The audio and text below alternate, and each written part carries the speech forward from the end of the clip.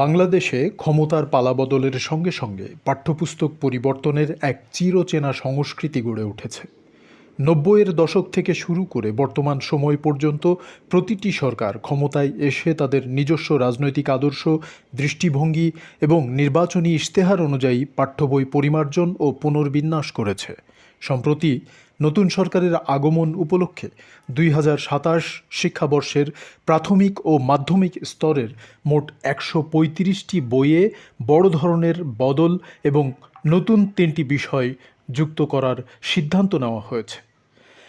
কিন্তু প্রশ্ন জাগে, বারবার এই বই পরিবর্তন কি আদৌ দেশের শিক্ষার মান বাড়ানোর মূল চাবিকাঠি?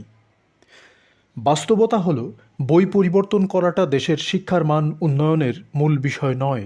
শিক্ষার প্রকৃত উন্নয়ন নির্ভর করে সুনির্দিষ্ট শিক্ষাক্রম, আধুনিক শিক্ষণ পদ্ধতি এবং সর্বোপরি শিক্ষকের মান উন্নয়নের উপর। শ্রেণীকক্ষে দক্ষ ও যোগ্য শিক্ষকের অভাব দূর না করে, তাদের পর্যাপ্ত প্রশিক্ষণের ব্যবস্থা না করে, শুধু কাগজের পাতা আর মলাট বদলে কোনো ইতিবাচক ফলাফল আশা করা যায় না। শিক্ষাবিদদের মতে পাঠ্যপুস্তক হওয়া উচিত গবেষণাভিত্তিক, যুগোপযোগী এবং সম্পূর্ণ জ্ঞান নির্ভর। অথচ আমাদের দেশে একে ব্যবহার করা হচ্ছে রাজনৈতিক প্রচারণার মাধ্যম হিসেবে। এতে করে বিদায়ী সরকারের ইতিহাস বাদ দিয়ে নতুন সরকারের রাজনৈতিক দৃষ্টিভঙ্গি এবং ইতিহাস সংযোজনের এই যে প্রতিযোগিতা, তা শিক্ষার্থীদের মনে বিভ্রান্তি তৈরি করছে। শিক্ষার মতো একটি দীর্ঘমেয়াদী জাতীয় ভিতকে এভাবে ক্ষণস্থায়ী রাজনৈতিক স্বার্থে ব্যবহার করা কোনোভাবেই কাম্য হতে পারে না। রাজনৈতিক প্রভাবের পাশাপাশি এই ঘন ঘন পরিবর্তনের পেছনে এক বিশাল আর্থিক অপচয়ের দিকও জড়িয়ে রয়েছে।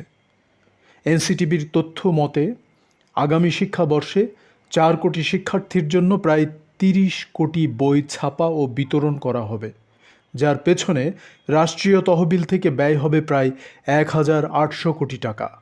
প্রতিবার সরকার পরিবর্তনের সঙ্গে সঙ্গে যদি এই বিশাল অঙ্কের টাকা কেবল বই পুনর্মুদ্রণ আর পরিমার্জনেই শেষ হয়ে যায়, তবে শিক্ষার অবকাঠামোগত উন্নয়ন, ডিজিটাল ল্যাব স্থাপন কিংবা শিক্ষকদের বেতন ও মান উন্নয়নের জন্য বাজেট থাকবে কোথায়?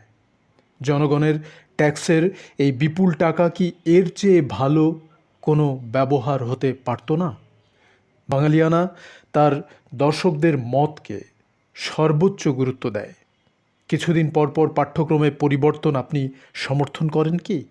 জানান কমেন্ট বক্সে।